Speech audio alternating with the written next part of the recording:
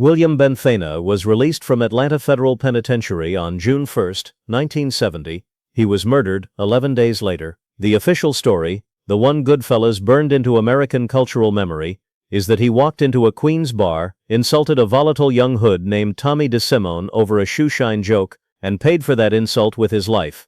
A tragedy of ego. A man too proud to let a slight go, in a room full of men too violent to let him walk away. The FBI's files, declassified in 2004, describe a different sequence of events entirely, one with a financial motive, a prepared burial site, and decisions made days before Bentvena ever walked through the door of Robert's Lounge. Goodfellas is a masterpiece. It is also on the question of why William Bentvena died, deliberately or otherwise, wrong.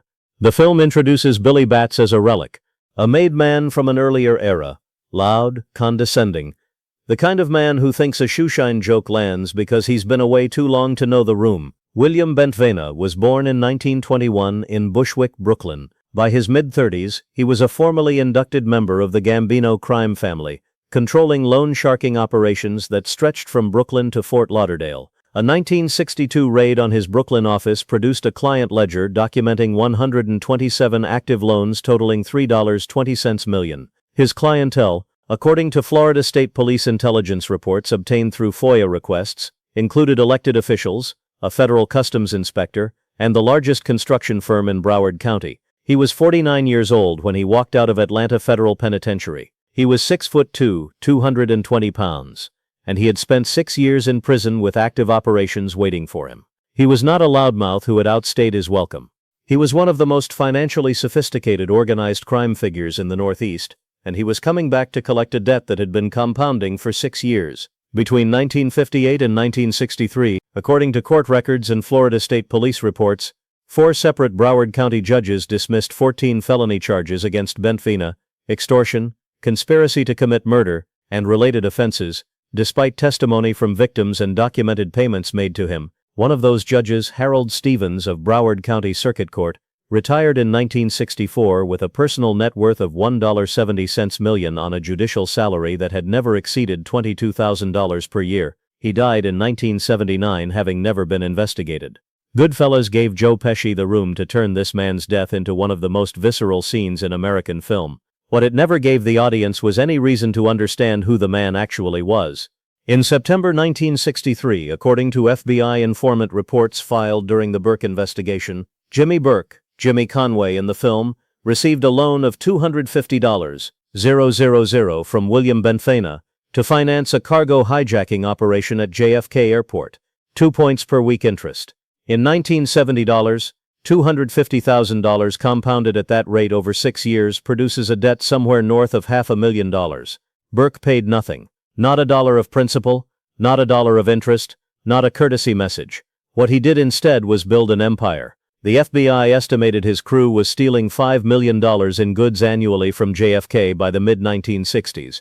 Cargo theft on an industrial scale, 18 full-time hijackers, Port Authority contacts on the payroll. He bought Robert's Lounge in Queens as a base of operations.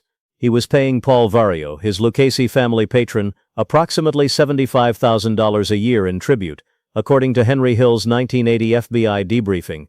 The operation Burke built with Bentvena's money was generating close to $1 million a year by the time Bentvena walked out of Atlanta. The man who made all of it possible had not seen a cent. This is the financial reality that Goodfellas replaced with a shoeshine joke. Burke was not a hothead who lost control in a bar. He was a man with a $500,000 debt, who had 6 years to understand that Bentvena was going to come back and collect it. Bentvena was released June 1st. He was murdered June 11th. According to FBI surveillance and informant reports from the period, those 11 days were not quiet. Bentvena had spent 6 years in Atlanta with access to informants inside the prison who provided him detailed accounts of what Burke was doing with his money. He came out of that prison angry and organized. FBI informant reports from June 1970, portions of which were later declassified, indicate that Bentvena made contact with at least 2 Gambino family captains in the days following his release, seeking family authorization to formally pursue the debt from Burke. His position was straightforward.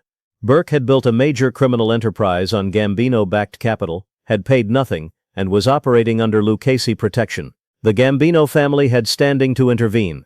What this meant for Paul Vario was equally straightforward. Vario had three options. He could arrange for Burke to repay the debt, which by most estimates had grown beyond $500,000, and which Burke did not have in liquid form without dismantling the operation itself. He could surrender Burke to the Gambino family's jurisdiction and lose the airport operation that was generating close to $1 million a year, or he could ensure that Bentvena's demand never reached formal Gambino family consideration. Vario was not a man who left those calculations unresolved. Goodfellas shows you a bar fight that spirals. Two men, one insult, violence that feels almost accidental in its origins. The kind of thing that could have gone differently if someone had stepped in at the right moment. What the FBI's reconstruction of events shows, based on witness statements and informant reports, is a sequence of preparation that predates the night of June 11th entirely. The Shoeshine exchange, Bats telling Tommy DeSimone to go home and get his shine box, was real. A bartender's statement placed it at approximately 9:47 p.m. The attack on Bentvena did not begin until after 11 p.m. 90 minutes passed between the insult and the violence. That gap is the most important fact of the night. 90 minutes is not the duration of a man's anger cooling and then reigniting. It is the duration of a signal being given and received, of positions being taken, of a room being managed. Tommy DeSimone did not kill William Bentvena because his feelings were hurt by a joke about shoes. According to informant accounts filed with the FBI, DeSimone acted on instruction. The insult provided a pretext that served the cover story, a spontaneous bar fight that got out of hand, rather than a planned execution of a Gambino family-made man. The medical examiner's report, obtained by Henry Hill's attorney during WITSEC negotiations, and later reported by the Smoking Gun in 2006, documented the killing with clinical precision. Bentvena was struck repeatedly with a blunt object. He suffered fractures to the skull, jaw, and ribs. He was still alive when he was wrapped in plastic sheeting. He was still alive when they drove him to the burial site in upstate New York. According to testimony given by DeSimone's girlfriend Linda in 1980, testimony that was subsequently stricken from the record after prosecutors determined her prior arrests would compromise her credibility, DeSimone described Bentvena taking a long time to die, and said he could hear him through the plastic while they dug the hole. She testified that DeSimone showed no emotion telling the story. Henry Hill, in his 1980 FBI debriefing, alleged that Burke paid a New York detective $10,000 to ensure that an NYPD press release described Bentvena as having voluntarily fled to Florida, and another $5,000 to delay any missing person filing by at least 90 days. The detective was never publicly identified. The FBI stated at the time that Hill's account could not be corroborated, despite Hill providing the date, location, and denomination of the alleged payment. On June 14, 1970, the New York Times reported that William Bentvena had disappeared after leaving a Queens social club, believed to have fled to Florida to avoid testifying in a federal case. No flight record was ever produced. No informant was ever named. Goodfellas frames the Bats murder as an internal problem, a body to move, a grave to maintain, a loose end that eventually contributes to Henry Hill's decision to flip. The violence is contained within the story's frame. The consequences are personal. The actual consequences were not personal, and were not contained. William Bentvena was a made member of the Gambino crime family.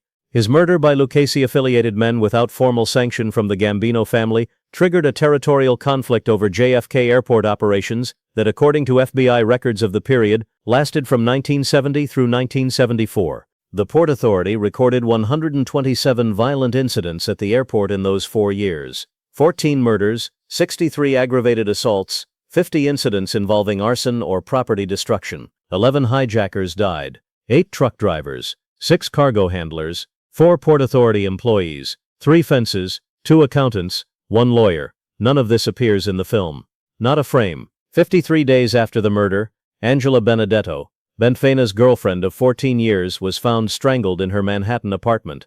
$8,000 in cash was left untouched on her kitchen table. She had told 2 friends she knew who killed Bentvena and planned to approach the Gambino family for $50,000 in exchange for her silence. The NYPD classified her death as a robbery gone wrong. The case remains officially unsolved. The Lucchese family spent an estimated $3 million in legal fees, bribes, and contract killings over 4 years defending Burke's operation against Gambino encroachment.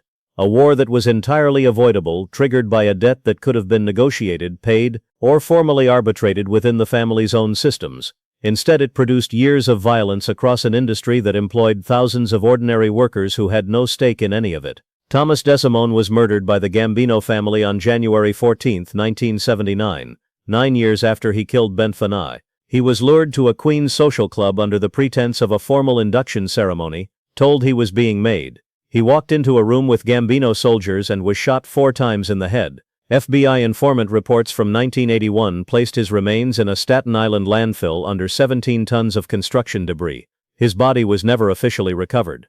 Paul Vario died of respiratory failure in a Texas federal prison on May 3, 1988. He and Burke had not spoken since Burke's conviction. Jimmy Burke was not brought down by the Lufthansa heist unraveling. He was not undone by Henry Hill's cooperation, not primarily. On April 1, 1980, a New York State trooper pulled him over for a broken taillight on the Belt Parkway and found an unregistered .38 revolver in his glove compartment. A parole violation. Burke told his lawyer he had been carrying the gun since the late 1960s and had simply forgotten it was there. The man who had evaded federal investigators for 30 years was arrested because he hadn't fixed a $12 taillight. He died in Wende Correctional Facility on April 13, 1996. His cell measured 8 feet by 10 feet. His prison commissary account held $340. No family visited during his final years. No one claimed the body. The FBI had estimated his fortune at $4 million in 1980. By the time he died, it had dissolved entirely into legal fees, asset seizures, and payments to people who agreed to stay quiet. The infrastructure he built with Bentvena's money, the hijackers, the fences, the Port Authority contacts, the political protection collapsed the moment he entered Wende in 1982. The Roberts Lounge basement where Bentvena was killed was demolished in 1991 to make room for a parking lot. The upstate New York site where Bentvena's remains were discovered in 1980 is now a hiking trail. There is a small plaque near the trailhead. It reads, "In memory of victims of violence." No names listed. Burke spent 16 years building an empire on borrowed capital, and the principle that debts are only real when the creditor has the power to enforce them. Bentvena walked out of prison on June 1, 1970 with 6 years of compound interest and the full weight of the Gambino family behind him. By any rational calculation, he had the leverage. He had the family connections. He had the documented claim. What he didn't have was the recognition that Burke had already decided the calculation didn't matter. Power, in that world, was not a function of what you were owed. It was a function of what you were willing to do to avoid paying. The moment Bentvena walked into Roberts' lounge and let himself be seen demanding what was his, the outcome had already been determined. Not by the Shoeshine joke, not by Tommy DeSimone's temper, but by a decision made days before in a room Bentvena was never in. The hiking trail above his burial site runs through a stand of old-growth pine. On quiet mornings the light comes through in long diagonals. Hikers pass the plaque without stopping, because it says nothing that would make them stop. That is the most accurate thing about any of it. No names, no record. Just the suggestion that someone once was here.